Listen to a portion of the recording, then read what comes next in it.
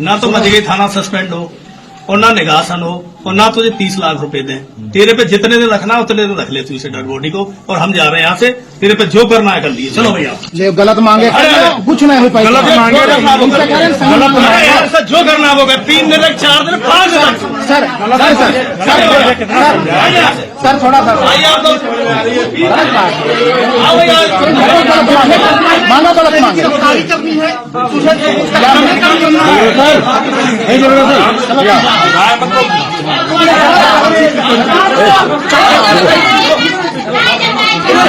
जगरोसन इधर आओ। परिवार वाले आपसे सवाल कर रहे हैं तो आप परिवार वालों को धमका रहे हैं, उन्हें जान से मारने की धमकी दे रही है पुलिस, और ऑन द कैमरा धमकी दी जा रही है। अभी तक ऐसा होता था, पुलिस ऑन द कैमरा कुछ नहीं बोलती थी और ऑन द कैमरा बोल के कह रही जो बिगाड़ना है बिगाड़ लो, जो उखाड़ना है उखाड़ लो, तुम्हें जान से मार देंगे, तुम्हें घर से उठवा लेंगे, तुम्हारा ये कर देंगे, तुम्हारा वो कर देंगे। तो ये पुलिस का जो मनोबल बढ़ा है, इसके पीछे कहीं ना कहीं योगी जी का हाथ है। योगी जी ने पुलिस वालों को इतना उनका मनोबल बढ़ा दिया है कि पुलिस वाले ही अब जो कहते हैं ना रक्षक ही अब बच्चक हो गए हैं। पुलिस वाले जिनका काम होना चाहिए था जनता की सुरक्षा करना, इन्होंने उत्तर प्रदेश में जंगल राज की बागडोर को थाम लिया है। पुलिस अधिकारी की आपने भाषा देखी, ऐसे गुंडा जैसा फील कर रहा था भाई। जब सजाती है मुख्यमंत्री है, कहावत आपने सुनी है, जब सैया बहु कोतवाल तो डर काहे को। जब योगी जी का संरक्षण प्राप्त है और सभी थानों में ठाकुर जी थाना अध्यक्ष बने बैठे हैं, सीईओ बने बैठे हैं, एसएसपी बने बैठे हैं, तो ये लोग दलित और जो पिछड़े समाज के लोग हैं उनके साथ तो व्यवहार इस तरीके का करेंगे ही, क्योंकि ये चाहते ही है कि देश मनुस्मृति से चले। घूम फिर के कहानी वहीं आ जाती है मनुस्मृति पे। जनता की सुरक्षा के लिए है ना, ऐसे धमकाने के घर में घुस के देखो साहब, देखो आप समझो अधिकारी वो कौन सी जात के हैं। पहले अधिकारियों की जात देखो आप, वो ठाकुर जी थे। और जो व्यक्ति मरा है, जो पीड़ित मरा है, वो कौन से समाज का था? वो पिछड़े समाज का था और कहीं दलित समाज का है। तो जब दलित और पिछड़ों की बात आ जाती है तो ये जो अधिकारी हैं इनके अंदर का जो मनु है वो जाग जाता है, क्योंकि योगी जी इनको बढ़ावा दे रहे हैं। हमारे मुख्यमंत्री जी खुद मंच पे जाके बोलते हैं बटोगे तो कटोगे, एक न वो रहोगे तो सेफ रहोगे। एक मुख्यमंत्री की, एक प्रदेश के जो एक प्रदेश का राजा है उसकी इस तरह की भाषा होनी चाहिए कि आप जनता को बांटने काटने की बात कर रहे हो। आप खुल्लम खुल्ला ये कह रहे हो कि जो बाबर की औलादें हैं, और हमें ये बताओ जो दलित और पिछड़े हैं ये हिंदू नहीं है? जब वोट लेने होते हैं तब आप इन्हें हिंदू बना देते हो, और जब बात आती है इनको सुरक्षा देने की तब आप इन्हें दलित पिछड़ा बना देते हो। इस तरह का जो ये आप दोहरा व्यवहार कर रहे हो वो उत्तर प्रदेश की जनता खूब अच्छी तरीके से समझ रही है। उपचुनाव में हमने देखा कि किस तरीके से इन्होंने दलितों को, पिछड़ों को और अल्पसंख्यकों को वोट नहीं डालने दिया। लेकिन क्या 2027 में आपकी गुंडागर्दी चल जाएगी? उपचुनाव में तो आप कर लोगे, 2027 में आपकी गुंडागर्दी चलेगी नहीं। यही राम राज्य है यूपी का? ये राम राज्य नहीं है, राम को बदनाम करने का राज्य है ये। राम राज्य में तो साफ कहा गया है कि राम राज बैठे त्रिलोका, हर्षित भये गए सब शोका। राम राज वो है जहाँ गरीब और अमीर के बीच में भेद नहीं होना चाहिए, जहाँ चाहे किसी भी जाति और धर्म की जनता हो उसको एक ही नज़र से देखना चाहिए। इस तरह का जो ये राज है ये गुंडा राज है, ये मनुस्मृति का राज है। देश मनुस्मृति के राज से नहीं चलेगा, देश संविधान के राज से चलेगा, जिसे दलितों के मसीहा, पिछड़ों के मसीहा बाबा साहब भीमराव अम्बेडकर ने बनाया है।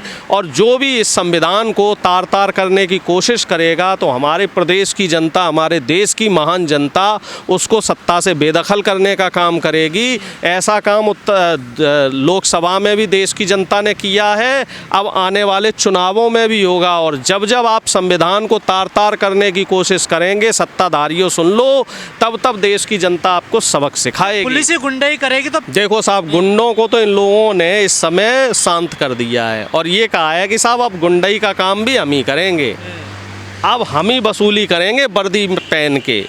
और पुलिस का रवैया इस तरीके का है कि वो व्यापारियों से खुल के चंदा वसूली कर रहे हैं, हफ्ता वसूली कर रहे हैं खुल के। कि भाई आप हमें पैसे नहीं दोगे तो आपकी जान को खतरा है, आपके माल को खतरा है, आपको बिजनेस नहीं करने दिया जाएगा, आपका शटर डाउन कर दिया जाएगा, आपके लाइसेंस कैंसिल कर दिए जाएंगे। जो छोटा छोटा व्यापारी है, जो रेहड़ी पट्टी वाले लोग हैं, जो रोज़मर्रा डेली ठेली लगाने वाले बेचारे गरीब आदमी हैं, तो वो इस समय पुलिस से बहुत परेशान है। पुलिस उनसे एक्सटॉर्शन मनी पर वसूल रही है और ये सब योगी जी की संरक्षण में हो रहा है। और योगी जी आंख बंद करके कह रहे हैं कि साहब जीरो टॉलरेंस की सरकार है। तो क्या योगी जी का कंट्रोल में नहीं है क्या पुलिस? योगी जी खुद करवा रहे हैं। खुद इनके विधायकों के आप वीडियो देखो, वायरल हो रहे हैं कि नहीं हो रहे।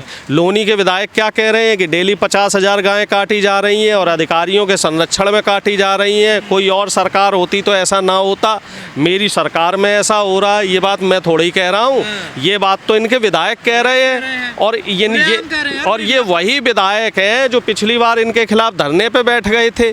जब इनके विधायक ही इनके खिलाफ बयानबाजी कर रहे हैं तो आप इससे अंदाज़ा लगा लो कि जो जनता के प्रतिनिधि हैं वो भी परेशान है। और जनता तो खैर इस समय परेशान है ही है। नसीम सोलंकी, उनको देखिए कैसे धमकी दे रहे हैं। कल एक वीडियो वायरल हुआ, नसीम सोलंकी को ये कह रहे हैं कि तुम जो है टोटी चोर के इसके वो हो, ये हो, तुम्हें जान से मार देंगे, तुम्हारे साथ ये कर देंगे, तुम्हें जूतों से मारेंगे।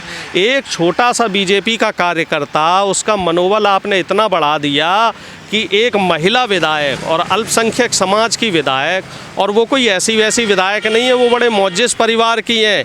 उनके हस्बैंड पहले विधायक रहे हैं, उनके ससुर पहले विधायक रहे हैं और बताते हैं वो क्षेत्र के सबसे ज़्यादा रसूख वाले आदमी रहे हैं। पूरी घटना पर मीडिया ने बिल्कुल खामोशी, चुप हो गई है बिल्कुल। मीडिया ध्यान भंग कर रही है। मीडिया को उसमें हिंदू मुस्लिम का एंगल नहीं दिख रहा है। अगर वहाँ पे हिंदू मुस्लिम का एंगल होता है, कुंभ में दिखाएंगे। कुंभ चल रहा है आजकल, और जब तक ये कुंभ नहीं हो जाएगा मीडिया और कुछ दिखाएगा ही नहीं।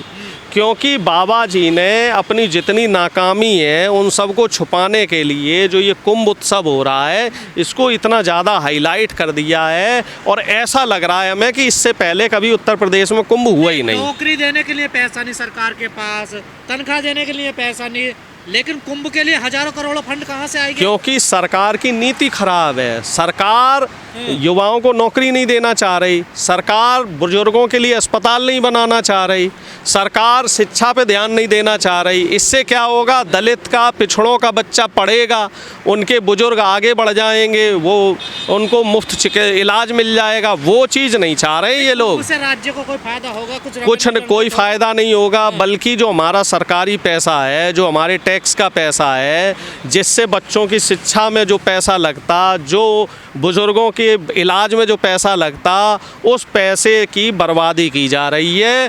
कुंभ, देश जब आज़ाद हुआ था उस समय भी कुंभ हुआ था, पंडित जवाहरलाल नेहरू ने करवाया था कुंभ, और उस समय 1 करोड़ से ज़्यादा लोग वहाँ कुंभ में स्नान करने गए थे। लेकिन कभी भी इन धार्मिक अनुष्ठानों को जो पुरानी सरकारें रही हैं उन्होंने तवज्जो नहीं दी। अखिलेश यादव की सरकार रही तब भी कुंभ होते थे, बहन मायावती जी की सरकार के समय भी कुंभ हुए हैं।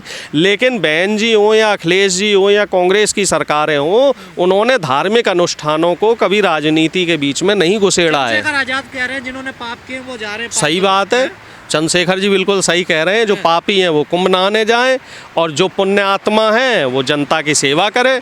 जनता की सेवा करने से आपके दुख दूर होंगे या पाप कम होंगे, या कुंभ नहाने से पाप कम होंगे।